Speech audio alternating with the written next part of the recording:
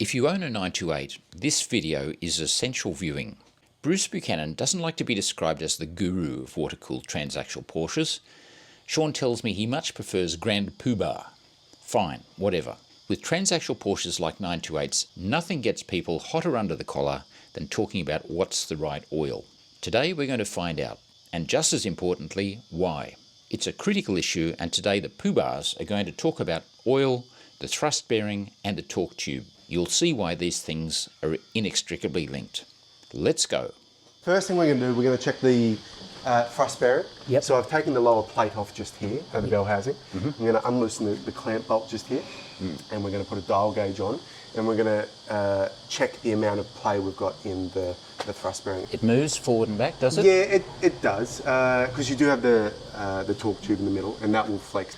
But it is also the oil they use on these things. So if you use quite thin oils, they just don't quite last as much. But you'll hear a lot more from Bruce about oil. I'd like to hear it from you. Oh, would you? Okay. Yeah. Well, keep these things on a 2050. If they're on a 2050, they'll last a very long time. Okay. If you start using the 540s and whatnot, they can't handle it. Often you hear people say, oh, things have changed so much since these old cars. Yeah. The formulations are so much better now, the synthetic oils. I'm going to put 0W30 in it. Yeah. And super lightweight, and it's going to be so friction free. It's going to be magnificent. Yeah. What happens if you do that? It costs you money, a lot of money. So yeah, they run quite large oil galleries. The motors weren't designed on the say the 030s and whatnot they use in this century. You don't get that cushion between the bearings. So that's the main issue. Yeah. So the oil is the only thing between the white bearing and the crank. Once that is pushed out of the way with such a thin oil, it's the end. So 20W50. 2050. And what else? What other characteristic of the oil should you pay attention to, like the ZDDP level, for example? It can be difficult sometimes because some manufacturers won't tell you the levels that are actually in it.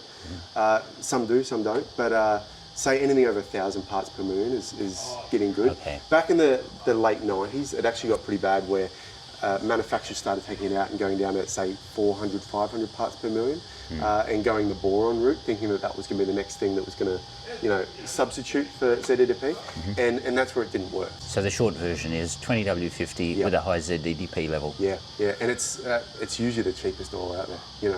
I'm not saying like go the super cheap brands, go a brand that you actually know, but yeah, that's it. I remember Bruce saying, we won't mention the brand, but there were vehicles that he saw sold new that he maintained and serviced for 35 years occasionally, and after some huge mileage they said, well, we better pull the head off just to have a look. Yeah. And there was zero discernible wear at all. We've done that quite a few times here with cars that have come apart just like this due to oil leaks, and we'll take them apart and no cam wear, no crank wear. The bearings look really good in it still. No thrust bearing wear, they're still within spec.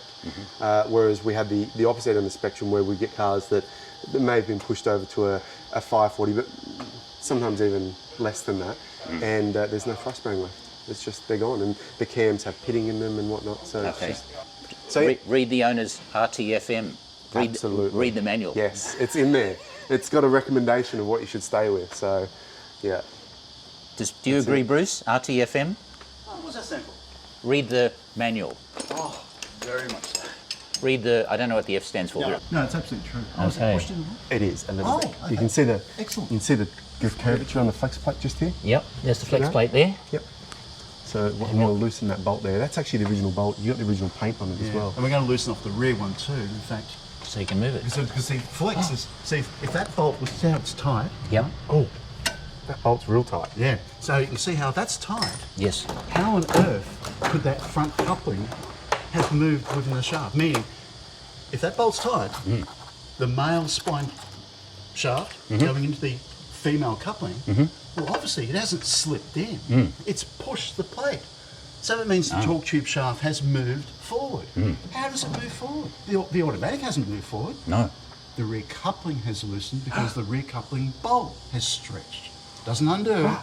My lord. Shock, horror. But the reason I mention it is that I can't get over the number of people on other websites, and they're only enthusiasts, that's perfectly fine. Yeah.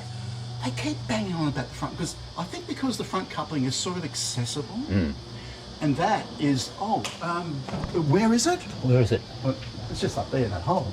Okay. Now on an S4, that's even less accessible because there's more heat shields covering everything. Yep. And the space inside it is smaller as It's well. really small. Yeah. Every Whereas you can part see how is- much You got space you got tons up of here to room make there. something that would fit in there. So you can fully understand why an enthusiast would go, well, there's nothing at the back. Makes sense, it's all covered up. The front, I've got a bit of room, I can play with that. And, look, the thing's pushed in. Geez, this bolt's tight, I'll just undo it and of course you can straighten it. But you haven't fixed anything. Is the rear bolt still loose? Whoops. Now, when I mean loose, that gives the impression that it's loose. Well, I shouldn't say loose. Yeah. It's not as tight as it should be. Yep. Now, a lot of people don't realise, well, then that's all very good, but how does it push the flex plate in and stay there? That's the next logical question. Makes sense, doesn't it? It should just push in and push back out. You'd think that'd be right? Yep. Well, it's quite simple.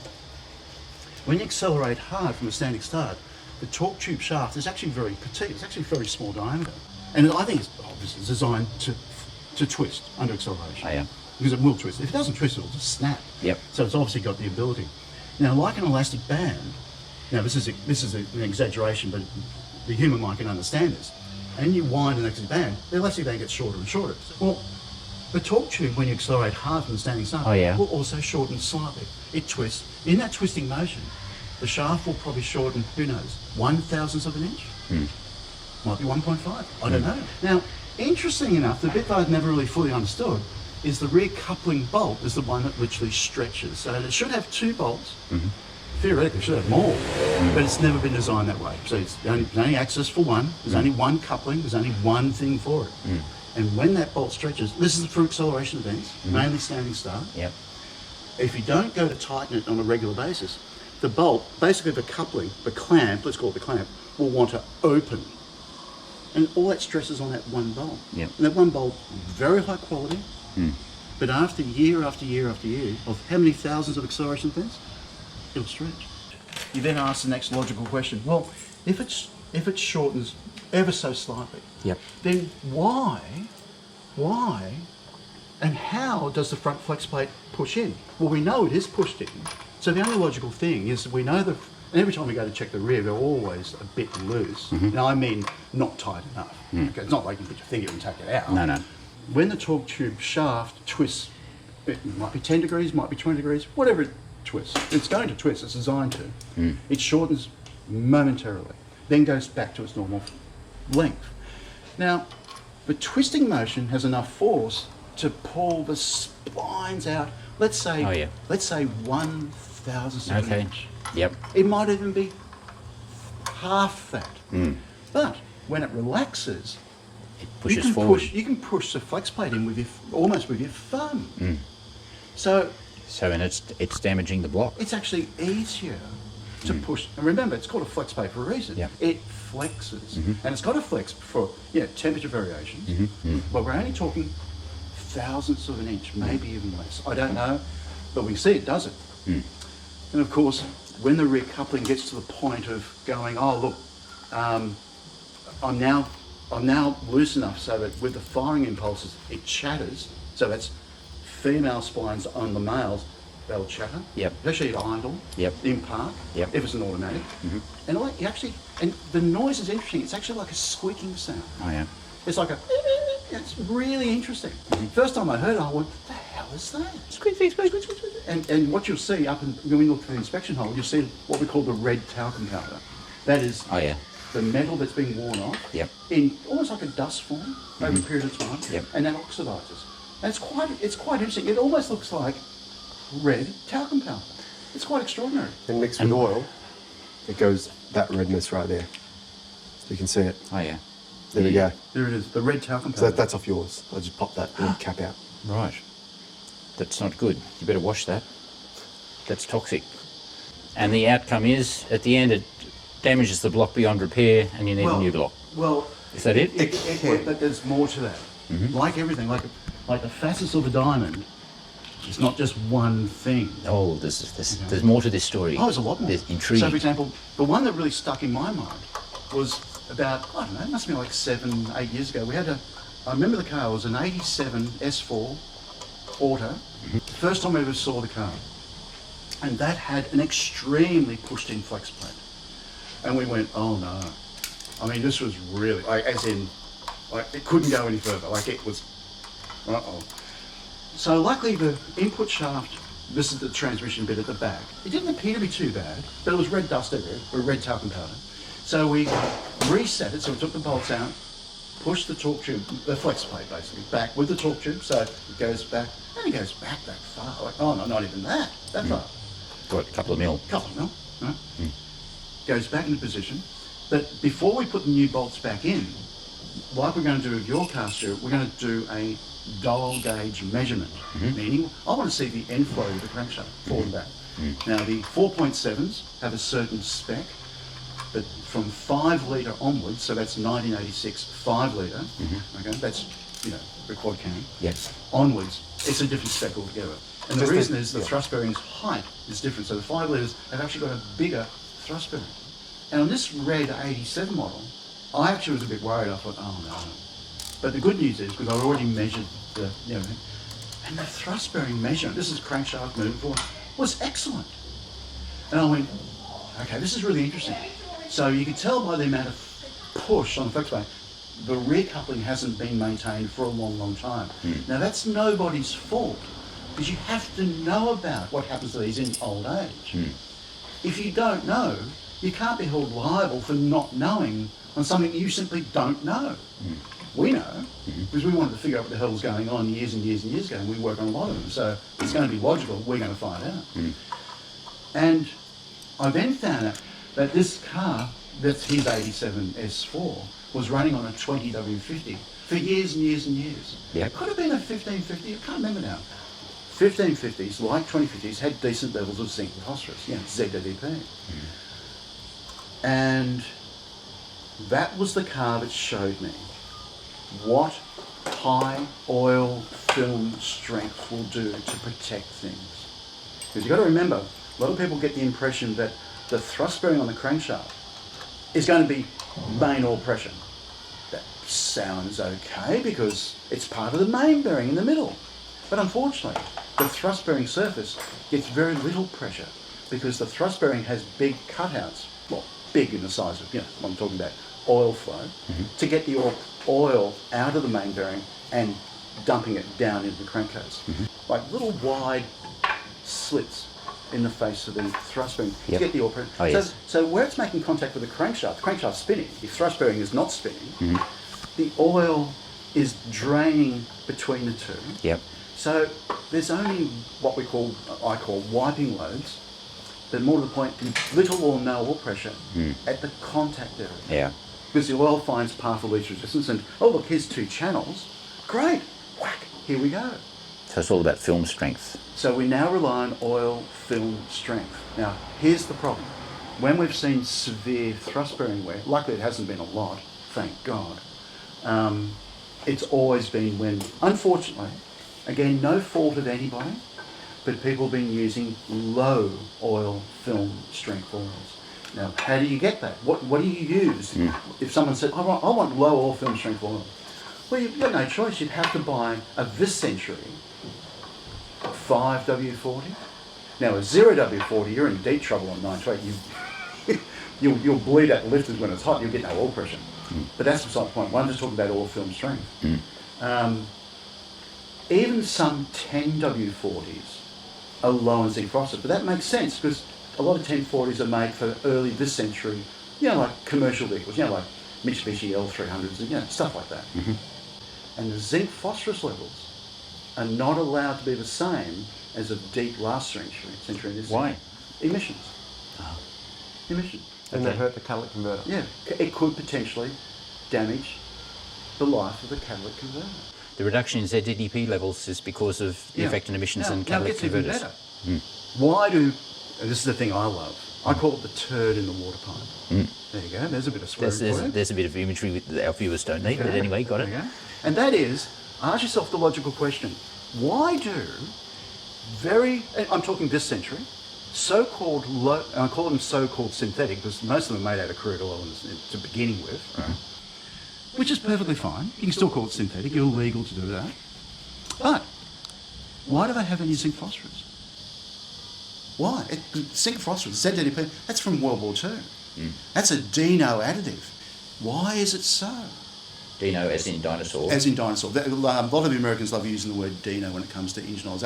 They want to be derogatory towards last century oils. Yep. Should we find out if you've got a healthy engine or a... Yeah, now tell us. Okay, so I've hooked up a little dial gauge here, Yep. and we are going to check how much clearance you have on your thrust bearing here. Yep. Now, factory up on 85 is 0.3 of a mil, so anything between 0.1 to 0.3 is installation spec.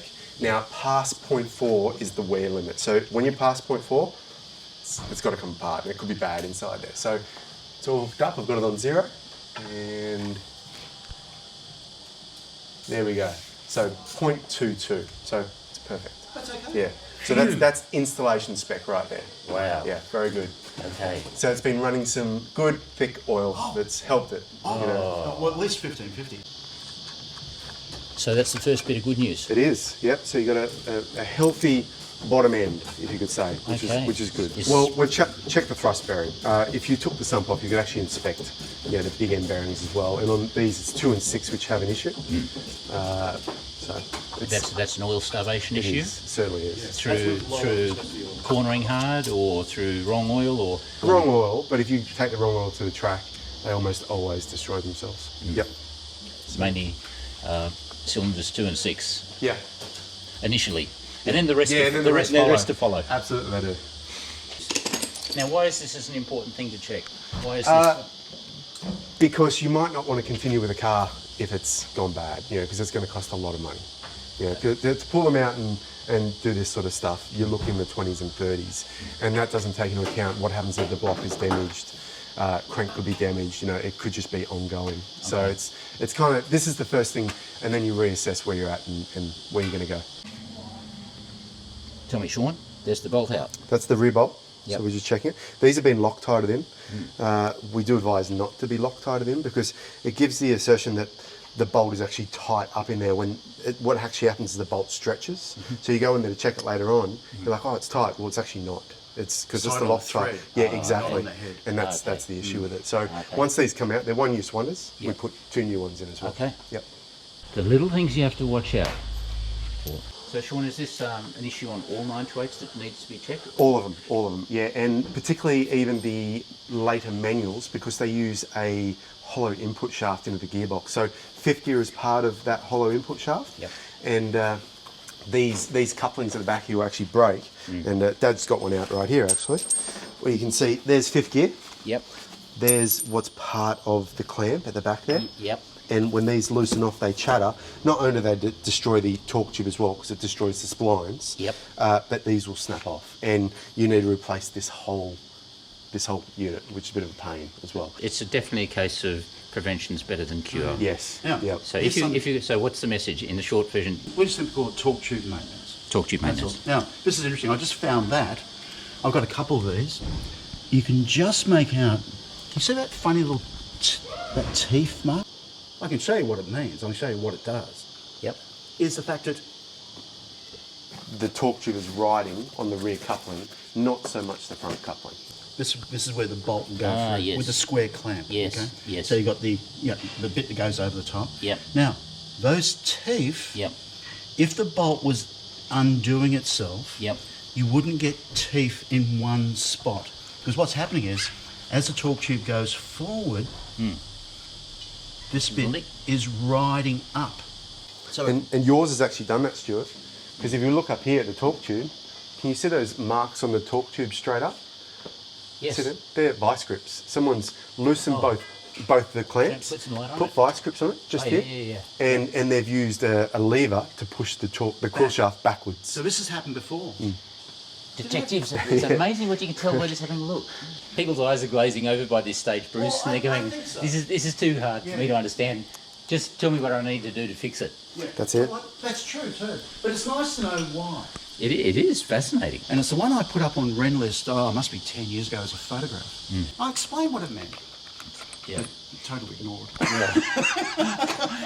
So there you go. That was a TED talk by Bruce and Sean on torque tube maintenance.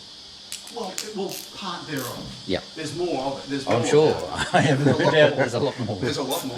But at least it gives the basics of what to look for Yep. and how to go about looking after the poor thing. Yep. Because I don't like seeing them being destroyed because some of the parts are getting really hard to get. Yeah. And we try to get in there every few years to check it out. Good point. Good You know, you don't want to leave it too long. So. Okay. So there you go. As you can see, Bruce doesn't do short answers. Now you may leave a comment saying how you completely disagree with all this, and that's fine too. I mean, it's just their opinion, based on Bruce's factory training and a combined 60 plus years of experience working on these exact cars. So what the hell would they know? But thank you for watching. There's going to be a lot more content about my 928, so feel free to subscribe to the channel if you like, and we'll see you soon.